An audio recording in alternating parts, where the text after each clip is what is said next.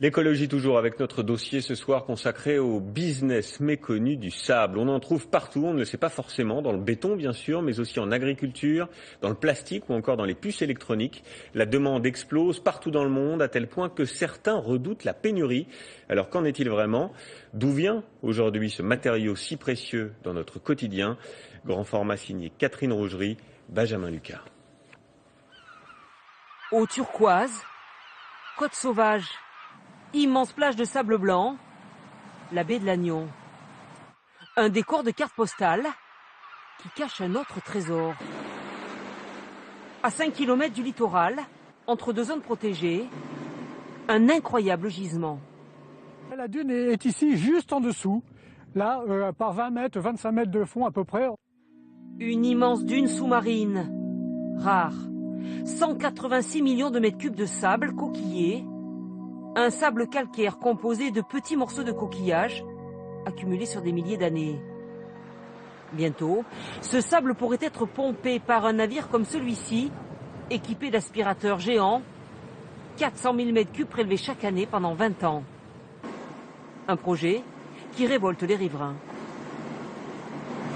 On ne peut pas avoir des zones protégées par l'Europe de chaque côté et en même temps venir autoriser un projet destructeur de la biodiversité. Le sable de Lannion, avec ses petits éclats de coquillage, c'est cet homme qui veut l'exploiter pour le vendre. Et selon lui, il n'y a pas d'autre gisement. On irait volontiers un peu plus loin si la ressource existait plus loin. Mais il n'y a plus de dunes de sable coquillé au-delà des quelques, parlons en kilomètres pour faire simple, 6, 8, 10 kilomètres au large des côtes.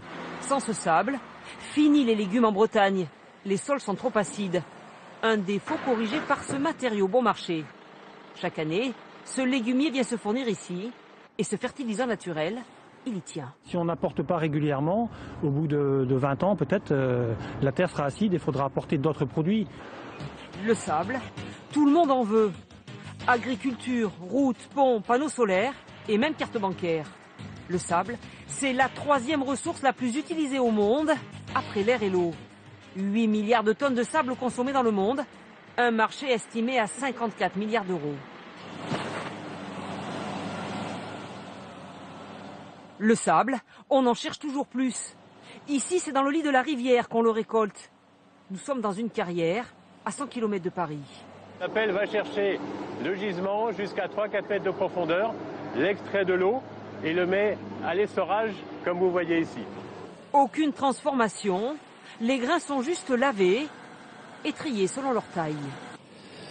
Le sable, voilà, donc un matériau entre 0 et 4 mm de dimension qui a des propriétés de dureté et qui a certaines capacités à absorber l'eau.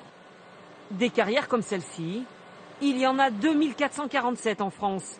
Elle produit 100 millions de tonnes par an, tout ou presque englouties par le secteur de la construction. Comme le sable francilien livré dans cette centrale à béton, car le sable, c'est le squelette du béton. Dans un béton standard de ce type-là, il y a 35% de sable, 45% de gravier et 10-12% de ciment et 10% d'eau. En quelques minutes, le béton est prêt à l'emploi.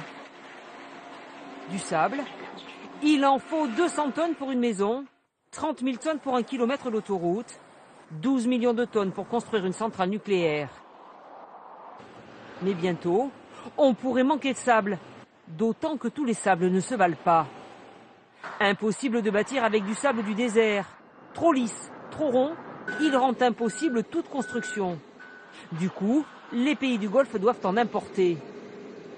Comme l'a fait Dubaï pour la tour Khalifa, la plus haute du monde, 828 mètres de hauteur, des milliers de mètres cubes de sable. Dans des quantités beaucoup plus modestes, le sable est aussi vital pour l'économie du futur, le composant essentiel des puces électroniques, présente dans tous les objets high-tech. Avec le boom des produits connectés, le sable n'a pas fini d'être convoité. Une image.